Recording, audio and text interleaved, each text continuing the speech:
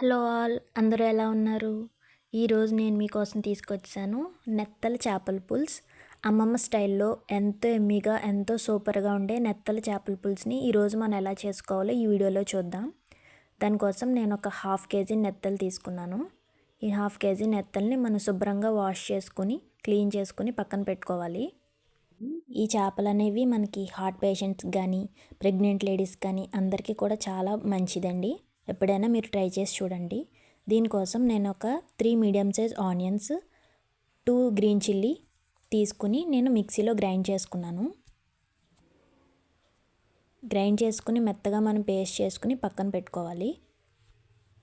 పక్కన పెట్టుకున్న తర్వాత అలాగే మనం చేపల పులుసు కోసం మనం చింతపండు కూడా నానబెట్టుకోవాలి.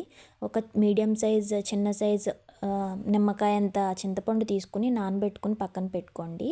అలాగే చేపలు తీసుకుని మనం ఇందాక గ్రైండ్ చేసి పేస్ట్ చేసుకున్న మన ఆనియన్ పేస్ట్ కూడా ఇందులో యాడ్ చేసుకోవాలి.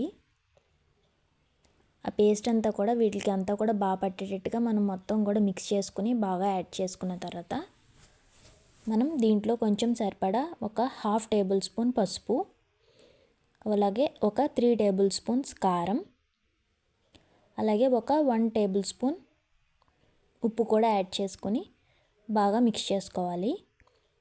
మిక్స్ చేసుకున్న తర్వాత అలాగే ఇందులో ఆయిల్ కూడా మనం యాడ్ చేసుకుంటామండి. ఒక 3 టేబుల్ స్పూన్స్ ఆయిల్ కూడా ఇందులో యాడ్ చేసుకుని మనం బాగా మిక్స్ చేసుకోవాలి.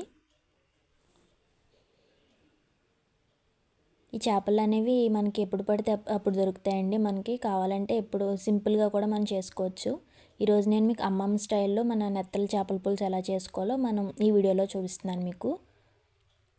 ఇదంతా మిక్స్ చేసుకున్న తర్వాత మనం స్టవ్ ఆన్ చేసుకొని ఇది చేపలు అనేవి పెట్టుకొని ఒక 2 to 3 మినిట్స్ మగ్గనివ్వాలి. ఒక 2 to 3 మినిట్స్ మగ్గిన తర్వాత మనం ఇందాక నానబెట్టుకున్న చింతపండు పులుసు కూడా ఇందులో వేసుకుని యాడ్ చేసుకొని ఒక హై ఫ్లేమ్లో ఒక 2 to 3 మినిట్స్ ఉన్న తర్వాత మనం మీడియం ఫ్లేమ్లో పెట్టుకొని ఒక 20 మినిట్స్ కుక్ అవనివ్వాలి. తర్వాత మనం నెత్తగా నూరుకున్న జీలకర్ర వెల్లుల్లిపాయ పేస్ట్ కూడా ఇందులో యాడ్ చేసుకోవాలి. ఒక 2 టేబుల్ స్పూన్ జీలకర్ర వెల్లుల్లిపాయ పేస్ట్ కూడా ఇందులో యాడ్ చేసుకుని మనం ఒక 5 మినిట్స్ కుక్ అవనివ్వాలి. మనం ఒక 5 మినిట్స్ కుక్ అయిన తర్వాత మనం స్టవ్ ఆఫ్ చేసుకోవాలి. ఎంతో ఎమ్మీగా ఉండే నెత్తళ్ళ చేపల పులుసు అమ్మమ్మ స్టైల్లో చాలా బాగుంటుందండి. ఒకసారి ట్రై చేసి చూడండి. చేపల పులుసు అయితే చాలా టేస్టీగా వచ్చింది. నేను కొత్తగా ఛానల్ పెట్టానండి, సపోర్ట్ చేయండి. మీకు కనుక ఈ వీడియో నచ్చినట్లయితే please do like, share and subscribe to my channel Madhuri vlogs. మన ఛానల్లో ఇంకా చాలా రెసిపీస్, పచ్చళ్ళు, ఇంకా టిఫిన్కి సంబంధించినవి కూడా అన్నీ చాలా ఉన్నాయండి. ఒకసారి చూడండి. Thanks for watching.